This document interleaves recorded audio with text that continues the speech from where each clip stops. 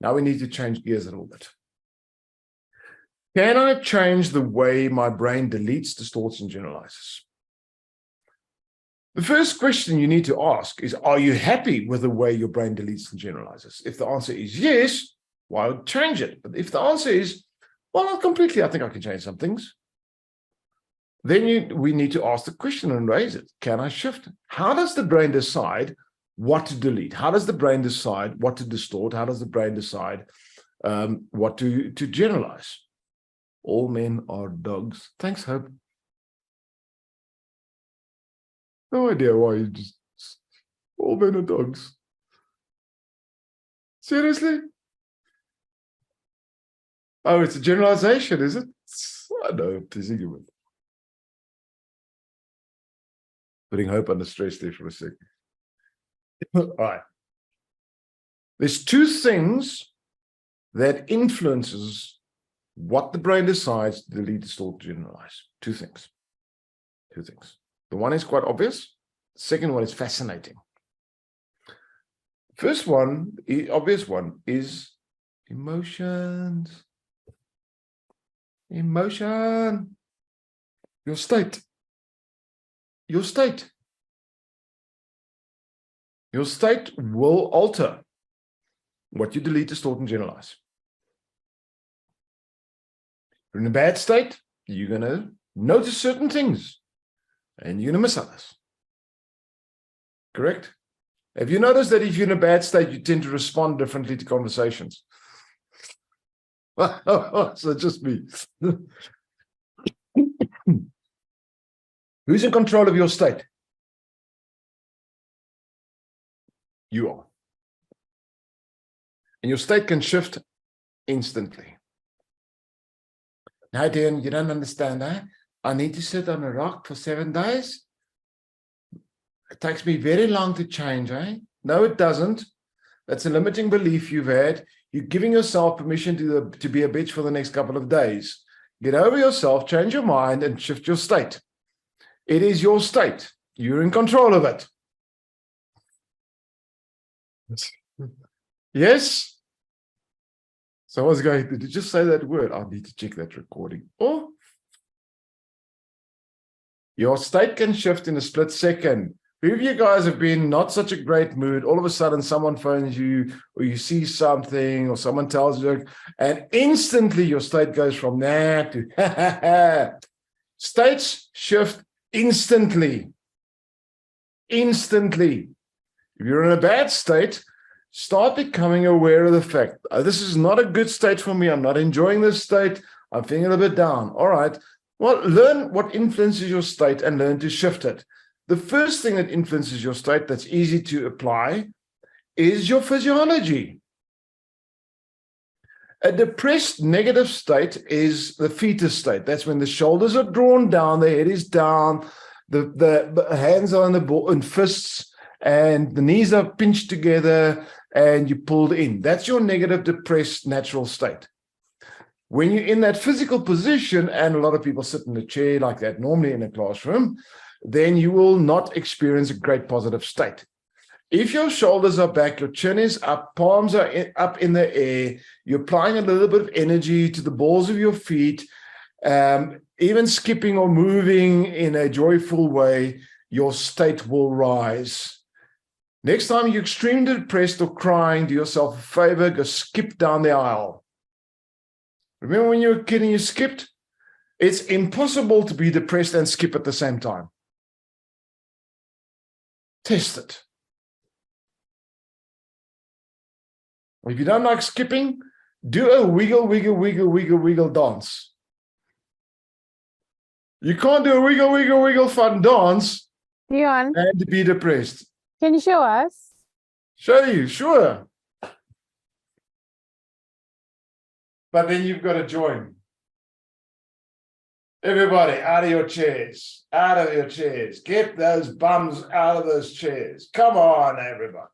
Come on. So the first thing you want to do, shoulders back, chest out, right?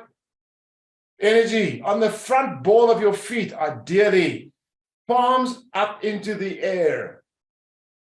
And now you want to And wiggle, wiggle, wiggle, wiggle, wiggle, wiggle, wiggle, wiggle, wiggle, wiggle, wiggle, wiggle, wiggle, wiggle, wiggle, wiggle.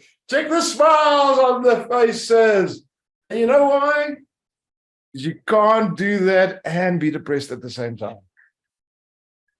What's the reason for that? Mind, your state, your body are all part of the same cybernetic system. They're all integrated. They're connected. The one speaks to the other and the other speaks to the one. Control your state by shifting your physiology. Easy as that.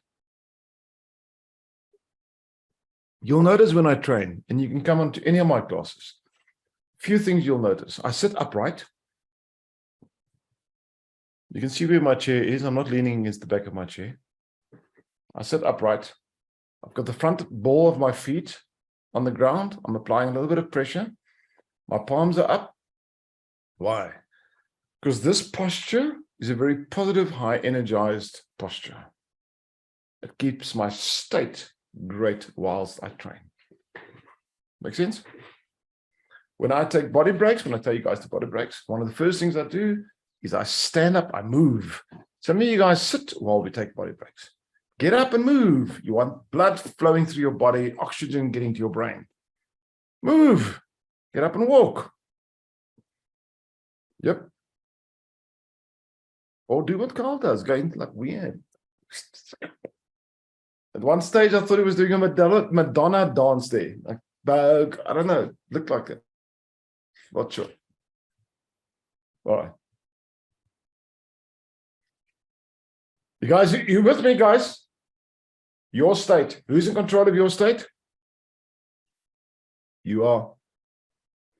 Do you know that if you allow anything to control your state, you've submitted to it, you've made it your master, and you've submitted and allowed it to be, you are the slave? Can I repeat that? If you allow other things to control you, you are the slave. It is your master. Now, one of the processes I'm going to teach you guys in this course, and maybe I'll do it later tomorrow or Monday, whatever, is I'll teach you guys how to take control. Because either you're being influenced or you're in control. There's no gray area. Human beings don't hibernate. There's no middle ground. We're either this side or we're on that side. We're either growing or we're dying.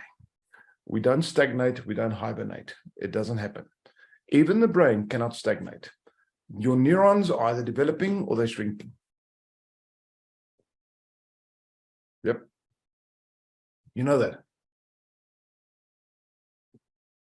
So your brain is made up of a whole network of electrical wires that are sparking the whole time. These things are called neurons. Now, these neurons develop according to the stimulation you give it and according to the need in that moment. So if you take a young child, for example, at the age of 5, roundabout, children at the age of 5 are masterful at learning new languages. The reason they're that great at learning new languages is because there's a whole part of the brain, neurons, that are developed and functioning with one single purpose, and that's to learn language. So from about 2 years old, the brain starts developing this part of the neural network, or from earlier, actually, from 8 months, sorry, not 2 years, from about 8 months, the brain starts to put a huge amount of energy and effort into developing communication language neural networks.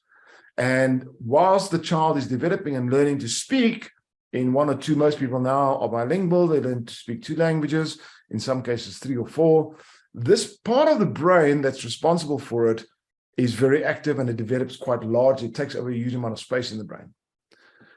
But at a certain age, anything between 7 and 10, we sort of get communication. We can communicate. Yes, we need to learn grammar and a couple of extra things, but the learning part of a new language ends. So what happens to those neurons? And this is something that's crucial you need to understand. Because they're not being used,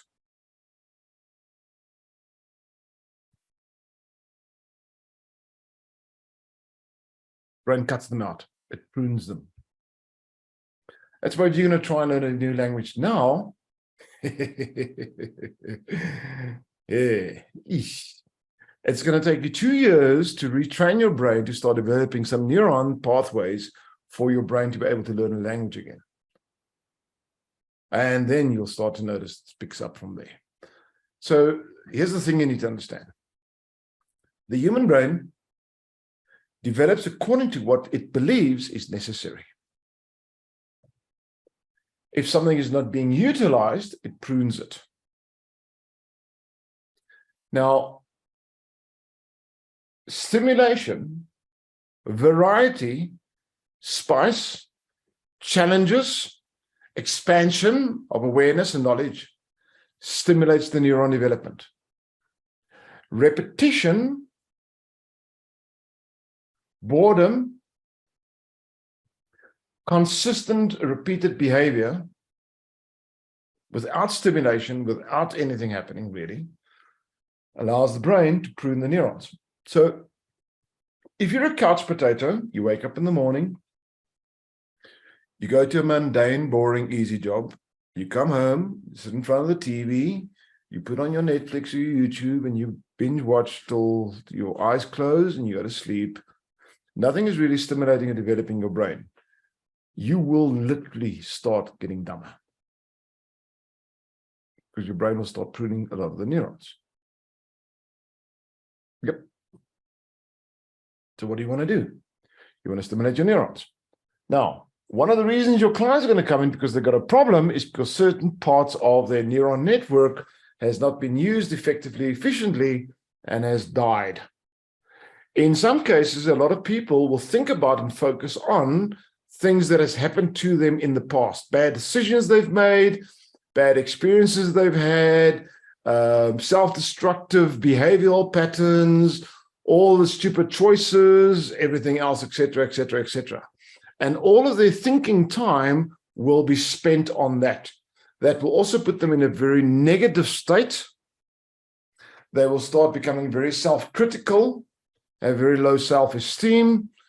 And what's going to happen is certain neuron pathways required to take on new challenges, to build new strategies, and to create alternatives in your life. Because you're not stimulating those neuron pathways, they can die.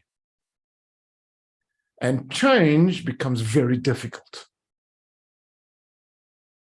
That's when people go to see certain professionals and they get diagnosed with a whole variety of different diseases, mental diseases, and they get put on medicine because the medicine can now just keep them in a sustainable level.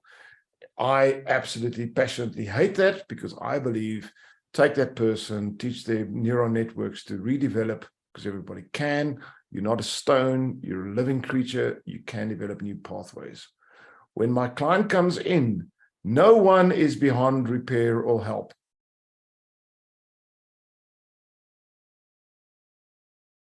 If they're alive, it means they can change if they want to. If they want to change and they're alive, which means they can change, my job is to believe it's possible for them.